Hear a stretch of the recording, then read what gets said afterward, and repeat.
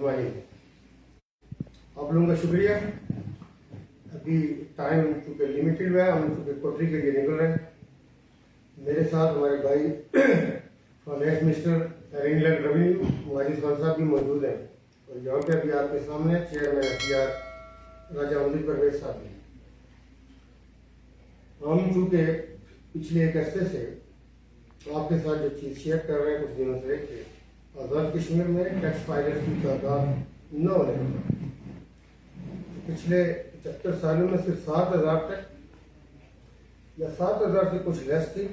अल्हम्दुलिल्लाह इस वक्त 33,000 से ज़्यादा टैक्स फाइलर्स हो चुके। लेकिन टैक्स फाइलर्स में जो चीज़ हम आपके साथ शेयर करना चाह रहे हैं कि जो अथॉरिटेटिव निज़ाम और खामखा आम शहरी के ऊपर रोक डालना, गवर्नमेंट की जो पावर्स है या सरकार के जो इख्तियारात होते हैं जो आम शहरी के लिए ऐसे नहीं होते। सरकार जो होती है वो आवाम की खादम होती है, वो आवाम को रगड़ने के लिए, दबाने के लिए नहीं आता। आपने देखा कि ये हमारे लोग, उसमें माजिद खान साहब की कोशिश है, उसमें अमजद परवेज साहब की कोशिश है, और हमारे बहुत सारे लोग जो यहाँ भी नहीं बैठे हुए, लेकिन हर आदमी उसके अंदर जो मेरी ख्वाहिश थी, डिज़ायर थी, उसको अमली जमा पहनाने में इन लोगों ने बहुत आम रोल निकाला। और आगे आने वाले दिनों में भी आज़ाद कश्मीर के शहरी में ये समझता हूँ कि पूरे 24 करोड़ में इंतहाई जिम्मेदारी का सबूत दे रहे हैं। जो चीज़ भी उनके सामने रखी जाती है उस पर वो यकीन भी करते हैं और अमल भी करते हैं। हम 30 दिसंबर तक एक बड़ा प्रॉस्पेक्टिव के इस हवाले से कि हम बड़ा सिग्निफिकेंट देख रहे हैं कि टैक्स फाइलर हो जाएंगे। आप करोड़ों रुपये टैक्स ना दीजिए, लेकिन कानून का मानना, कानून के ऊपर चलना हम सबकी, मेरी भी, आपकी, हम सबकी जिम्मेदारी। हम टैक्स के हवाले से ये बात मैं इसलिए अभी कर रहा हूँ, आपको चूँकि बल्दियाती इलेक्शन सुनना चाहते हैं, लेकिन टैक्स किसी निज़ाम को चलाने के लिए रियासतों और हुकूमतों में बड़ा आम रोल अदा करता है। इस हवाले से आज़ाद कश्मीर में चूँकि एक बहुत बड़ी इंडस्ट्री जो है वो 6 यूनिट्स की सूरत में पड़ी हुई है या वहाँ से शिफ्ट हो गई मीरपुर में, भिम्बर में, और जो बाकी हमारे बड़े अजला हैं उसमें जो कॉटेज इंडस्ट्री के लिए स्मॉल इंडस्ट्रियल स्टेट्स थी हमारे पास, वो रूप नहीं इख्तियार कर सकी जो हमारी ख्वाहिश थी, ख्वाब था। इस हवाले से कल शाम को इंशाअल्लाह माजिद खान साहब, मिनिस्टर फॉर फाइनेंस और इंग्लैंड रेवेन्यू, और अमजद परवेज साहब जो चेयरमैन CBR हैं, कि कल आप लोगों के सामने प्रेस कॉन्फ्रेंस में उसकी कंप्लीट डिटेल, ये शायद दफाबाद करेंगे, इस्लामाबाद की कंप्लीट डिटेल आपके साथ शेयर करेंगे।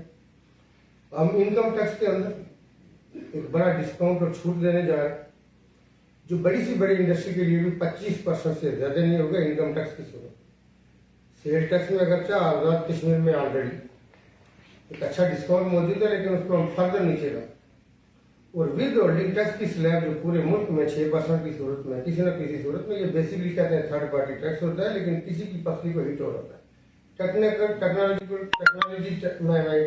टेक्निकल वर्ड में मैं ये कहूँगा कि ये वर्ड थर्ड पार्टी टैक्स है, यानी मैं किसी की पेमेंट करने जा रहा, मैं उसको डिडक्ट करूंगा, मैं सरकार के खजाने में ट्रेजरी में जमा करवाऊंगा, और रसीद जो है, जो जहाँ पे डिपॉजिट हो रही है उनके पास होगी, एक मेरे पास होगी, और जिसके बिया है। लेकिन ये कास्ट कहीं ना कहीं बिल्ड होगी, कास्ट सेंटर होगा इसका, तो लिहाजा इसमें भी जब आप छूट देंगे तो बिजनेस को प्रॉस्पेरस करने में मौका मिलेगा, आगे बढ़ेगा। तो ये तीनों हेड ऐसे हैं कि जिसका ये कल डिटेल, और इसके साथ आज़ाद कश्मीर पहला एरिया है पाकिस्तान का, पाकिस्तान की रियासत के, जहाँ पे आप देखेंगे कि यूटिलिटीज में बिजली का इस वक्त बहुत बड़ा मैं समझता हूँ कास्ट, और वहाँ पे भी इसलिए कि आज़ाद कश्मीर में बेरोजगारी आसमान को छू रही, रियासत के वसाइल हुकूमत के ऐसे हैं कि वो लोगों को रोजगार दे सके। आज़ाद कश्मीर के रहने वालों ने दिहाड़े गैर में बड़ी मेहनत मजदूरी की। आज़ाद कश्मीर में टोटल गवर्नमेंट के पास 15,000 के करीब मुलाजिम, एक बहुत बड़ी तादाद, मिलियंस में, वेस्टर्न कंट्रीज के अंदर, मिडिल ईस्ट में, फार ईस्ट में, दुनिया का कोई कोना मैंने ऐसा नहीं देखा जो आज़ाद कश्मीर का रहने वाला ना मेहनत मजदूरी कर। तो गुजारिश है कि आज़ाद कश्मीर में बेरोजगारी को ख़त्म करने के लिए और प्राइवेट सेक्टर की एनेबलिंग के लिए हम इंसेंटिव देने जा रहे हैं मुख्तलिफ, और इंशाअल्लाह हम यकीन रखते हैं कि आज़ाद कश्मीर में न सिर्फ बेरोजगारी का खात्मा होगा, पूरे मुल्क में से, बलोचिस्तान से उठे कोई सिंध, GB, KP, पंजाब, किसी हमारे मुल्क का पाकिस्तानी वहाँ के काम कर सकेगा, जो उनका अपना मुल्क है। इस हवाले से यूटिलिटीज में भी डिस्काउंट्स दें।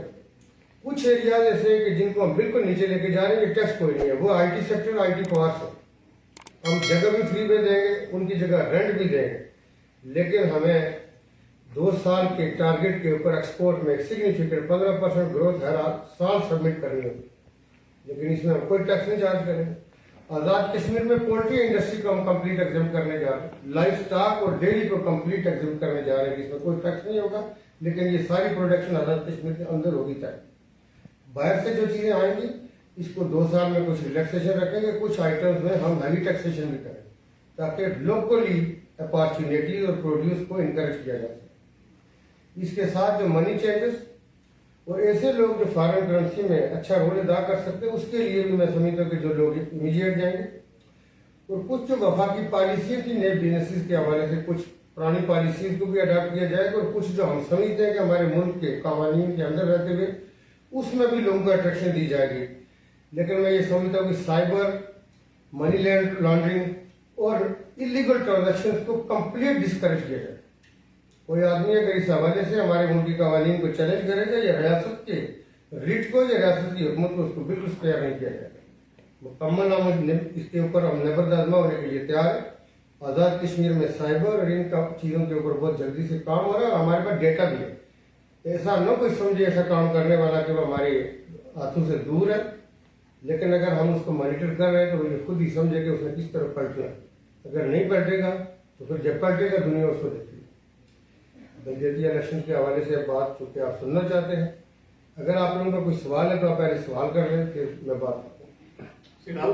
سر یہ بتائیے, دوسرے بات میں اگر اس کو ٹیکس ایمنسٹی آپ کہہ سکتے ہیں جو آپ کرنے جا رہے ہیں؟ ٹیکس ایمنسٹی تو نہیں کہیں گے, لیکن اس کو اندر آپ کہیں گے کہ ٹیکسیشن کے اندر بہت ڈسکاؤنٹس اور ریبیٹ آ رہے ہیں, اور ٹیکس سلیب کو بہت نیچے لے جایا جا رہا ہے, کہ پورے ملک میں سمجھتا ہوں کہ ایگزمپلری ہوگا. اور اپیار سے کیا آپ نے اجازت کی ہے؟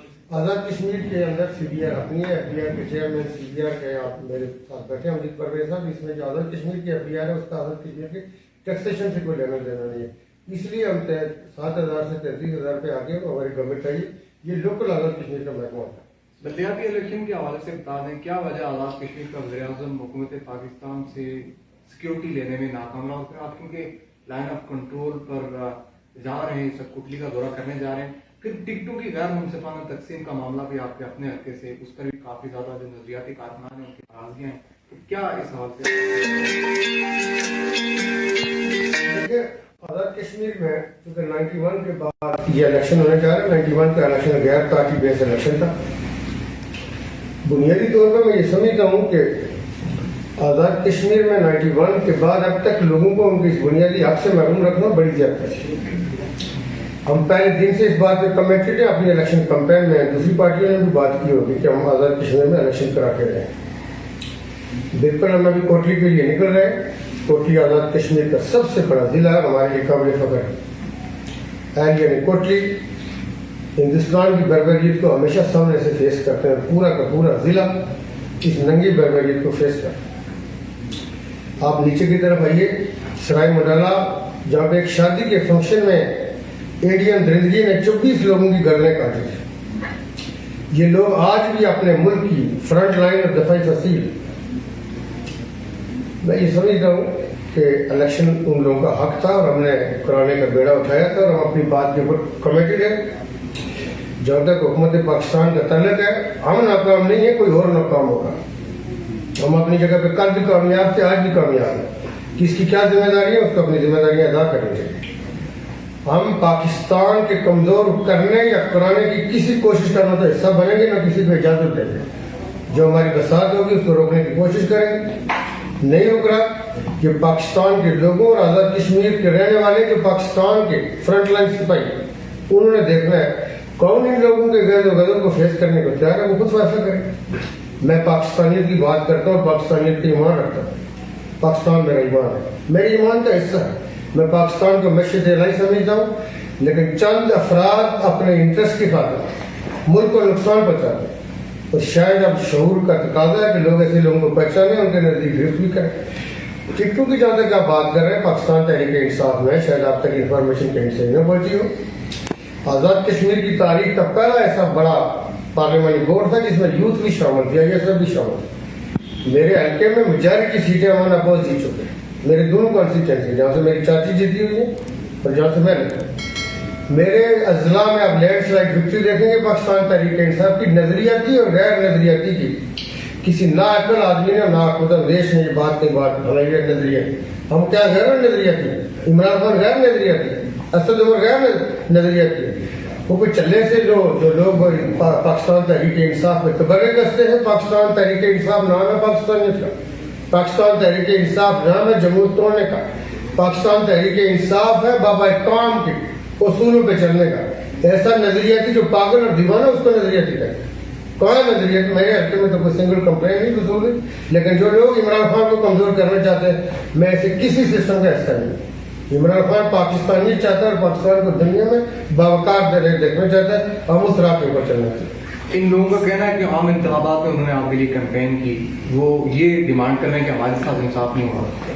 میں کسی کی بات نہیں کر رہا. آپ مجھے نام بتا دیں تو میں اس کا بتا دوں کہ توصیف گردردی ہیں، ایک زرین شاہ صاحب ہیں، یہ دو لوگ جن کو میں براہ راست دیکھیے وہ لوکل کونسل میں سے ہمارے بھائی ہیں.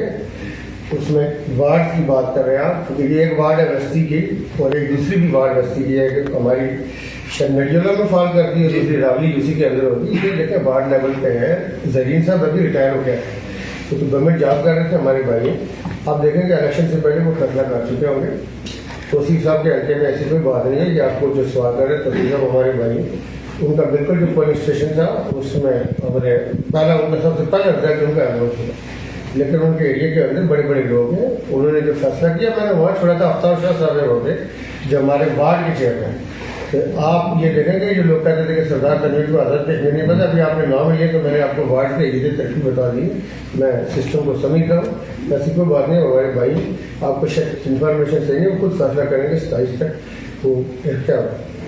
سردار صاحب جنرل الیکشن میں 2 پولیس والے پولنگ اسٹیشن پہ ہوتے ہیں اور کوئی ایسا مسئلہ نہیں ہے. یہ بدعہدی الیکشن ہے تو اس میں اپوزیشن نے اتنا شور مچایا جس پہ انڈیا بھی جو ہے نا وہ اس نے بھی کہا کہ وہ تو الیکشن نہیں کروا سکتے تو ہمارے ساتھ کیا مقابلہ کریں گے.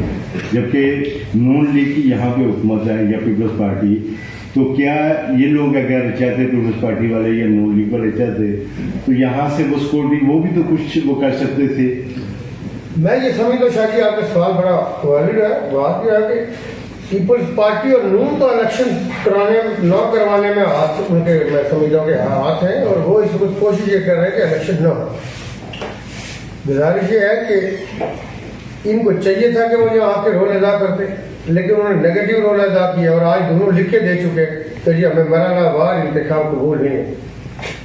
یہ بات کہ وہ الیکشن کیوں نہیں کرانے دینا چاہتے، وہ کیوں الیکشن سے بھاگ رہے ہیں، یہ وہ آزاد کشمیر کے عوام کو یقینی طور پہ جواب دیں گے. جب اسمبلی میں آئیں گے وہاں بھی جواب دیں گے. چونکہ یہاں پہ حکومتوں میں ان کا رول تھا اور ان کو حکومتوں کے اندر اپنا رول ادا کرنا چاہیے تھا. لیکن انہوں نے ایک ہمیں کہتے جی آپ بھی اپنا نمائندہ دیں وفاق کے پاس چلتے. جہاں تک ہندوستان کی بات کر رہے ہیں آپ، میں پہلے دن سے اس خدشے کا اظہار کر رہا تھا کہ ہندوستان ایسی بات کرے گا اور بہت ساری مشکلات ہوگی اور ہمارے بہت سارے لوگوں کی یہ ذمہ داری بنتی ہے کہ وہ اس چیز کو دیکھتے اور آج بھی دیکھنا چاہیے. یقینی طور پہ ہمیں ایکسپیکٹ کرنا چاہیے وہ ایسی بات کرے گا. 31-32 سالوں میں کیوں میں یہ کر نہیں پا رہا. اس میں یہ سمجھتا ہوں کہ ابھی بھی ٹائم ہے کہ اس بات کو توجہ دی جائے کہ پھر ایسا میں ہو کے دے دوں. سردار صاحب آپ ماضی قریب میں بڑے تواتر سے اپنے میڈیا ٹاکس میں ریاست پاکستان کا سیکیورٹی اداروں کی کارکردگی کا بڑے تعریف گو رہے ہیں، لیکن جب بلدیاتی الیکشن کی بات آتی ہے، جب پاکستان کی جانب سے سیکیورٹی فراہم کرنے کی بات آتی ہے تو اداروں نے اپنے ہاتھ کھڑے کر دیے. بطور پرائم منسٹر آف اے جے کے آپ اس کو کس طرح سے دیکھتے ہیں؟ اور دوسرا سردار حسن ابراہیم کی جانب سے یہ کہا گیا ہے کہ جو الیکشن تنویر ریاض کی انا کی خاطر ہو رہے ہیں میں ان کے حق میں نہیں ہوں. اس پہ آپ کیا کہیں گے؟ چلیے آپ کے سوال کے آخری ڈیل کی طرف پہلے آ جاتے ہیں. دیکھیے یہ بات کو آپ نے دیکھنا اس حوالے سے کہ میں کنٹینیو ایک بات کر رہا ہوں کہ آزاد کشمیر زمین کا ایسا نہیں تھا جس کے لیے ہمارے اکابرین نے ہمارے بزرگوں نے جانے دی، اور نہ آزاد کشمیر ایسے ہمیں ملا ہے. آزاد کشمیر میں ہمارے جید یا اسلاف سے اکابرین کی قربانیوں کا سلسلہ جس پہ انسانیت جو ہے فخر کرتی. اس میں رئیس الراج چودھری غلام عباس کی صورت میں رول ادا کرنے والے جو قائد اعظم کے انتہائی رحمۃ اللہ علیہ، میں یہ سمجھتا ہوں کہ انتہائی باعتماد ساتھی میں ان کا شمار ہوتا. اور موسم کشمیر سردار محمد ابراہیم خان رحمۃ اللہ علیہ का जो रोल है, लोगों ने जो छोटी अक्ल कम सोच वाले थे उन्होंने वो बुर्का पहन के भागे, बीवी को छोड़ के भागे। मैं ये समझता हूँ कि सरदार मोहम्मद इब्राहिम खान की कुर्बानियों कि कश्मीर से उस सूरत में अपनी प्रेग्नेंट बेगम साहिबा को वहाँ छोड़ के और छोटे बच्चे को वहाँ छोड़ के, उनके बेटे जो आज भी जिंदा है जावेद इब्राहिम साहब, ये तो वो छोटे थे। और सरदार खालिद इब्राहिम, उनकी अल्लाह ताला के दर्जात बढ़ाते, उनकी पैदाइश है। ये हौसले और जिगरे के बगैर फैमिली के लिए लोग पैदा हो, उनका अपने घर से बाहर कुछ नजर नहीं आता। मीलों का सफर पैदल किया मरी पहुंचे, वहां से कोई गाड़ी मिली, कायदे आजम तक पहुंचा।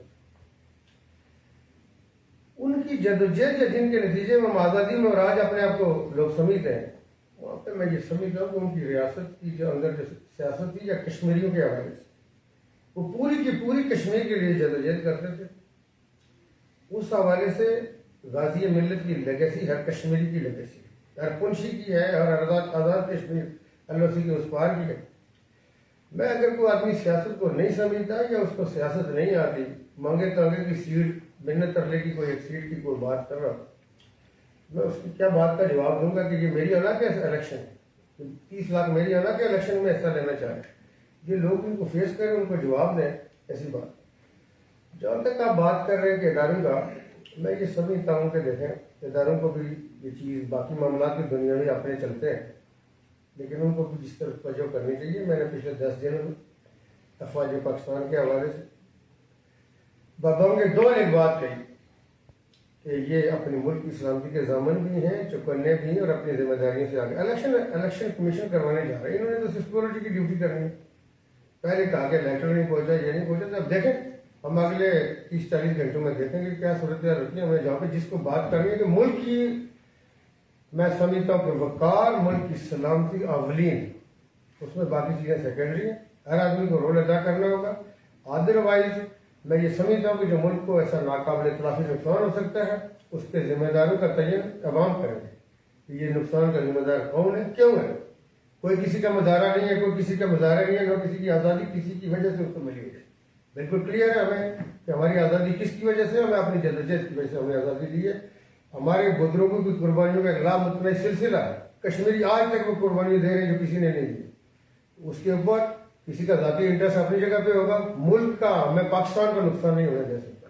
पाकिस्तान की सलामती पे कोई कॉम्प्रोमाइज नहीं है। आप अपने काम करते रहें, दुनियावी मामला में आप उलझे, लेकिन आप मुल्क को कैसे फोरगो कर सकते हैं? आप मुल्क की सलामती को कैसे फोरगो कर सकते हैं? अगर किसी ने करने की कोशिश की, हम अगर कोई ये समझता है कि हुकूमतों के लिए करेंगे, मैं लात मारता हूँ ऐसी हुकूमत को जो मेरे मुल्क को नुकसान पहुंचाए। न मैं हुकूमतों का असीर हूँ, न मैं गुलामी की जिंदगी गुजार सकता हूँ, न मेरे बुजुर्गों ने गुजारी है। हम जो काम मुल्क को नुकसान पहुंचाएगा उसका ऐसा नहीं बनेगा। इमरान खान साहब के हवाले से उनके साथ कोई आपने मैसेज तो नहीं कन्वे किया, क्योंकि उनके लॉन्ग मार्च की वजह से आप ऐसी बात नहीं है, ये ऐसे ड्रामेबाजी कर रहे हैं। बात यह है कि आपके पास इस वक्त सिंध पुलिस का बड़ा हिस्सा बैठा हुआ है इस्लामाबाद। आज़ाद कश्मीर के लिए बहुत सारे ऑप्शन मौजूद, लेकिन दृढ़ मारना मुल्क को नुकसान पहुंचाने के मुतरादिफ है। मैं दृढ़ मारने का ऐसा नहीं बन सकता कि ज्यादती है। हर आदमी को ये चीज क्लियर होनी चाहिए। अगर वो मुल्क को नुकसान पहुंचाएगा, मैं उसका ऐसा नहीं बनूंगा। मुल्क की सलामती अवलीन और कुरान में मुल्क को अहमियत है। मुल्क के अंदर जो जोशो खरोश है, जिससे आपने देखेंगे पाकिस्तान तहरीक इंसाफ 87 से ज्यादा अनअपोज सीटें जीत चुकी है, उसकी कोई बात कर रहा है? आपके अखबार की बात उठा रहे, आपके नेशनल मीडिया की बात उठा रहे, हमें किसी गिनती में नहीं जा रहे। हम कौन है भाई? हम मुल्क की फ्रंट दफाई फसील है। जूते के नोक पे रखोगे हमें, मजारे हैं हम, बटे हम तक खाते हैं।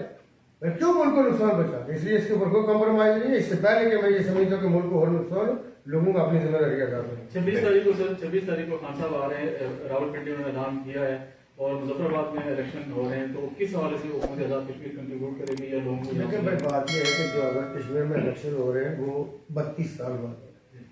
खान साहब की तहरीक जो है वो एक तहरीक बन चुकी है, तहरीक है। उसमें आपको जो कॉन्सेप्ट दिया आपकी शरिया ने कि एक दफ़ा एक पार्टी आज़ान दे रही होगी, एक नमाज पढ़ रही होगी, एक पैरा दे रही होगी, वो कुछ कर रहा होगा, तो सारे लोग कुछ न कुछ अपनी जिम्मेदारी अदा करते हैं और वो मुल्क और काम करते हैं। हम सब की भी अपनी अपनी जिम्मेदारी है। हम अपनी अपनी जिम्मेदारियाँ मुख्तलिफ मौजू पर अदा कर रहे हैं। और पाकिस्तान तहरीक इंसाफ की तहरीक भी चल रही है, पाकिस्तान तहरीक इंसाफ इलेक्शन भी कराना चाह रही है। ये सारे के सारे हम अपने मुल्क की मजबूती और मुल्क की सलामती के लिए कर रहे हैं। सारे अपना काम कर रहे हैं, सारे Pakistan Tehreek Insaf. Thank you. Thank you.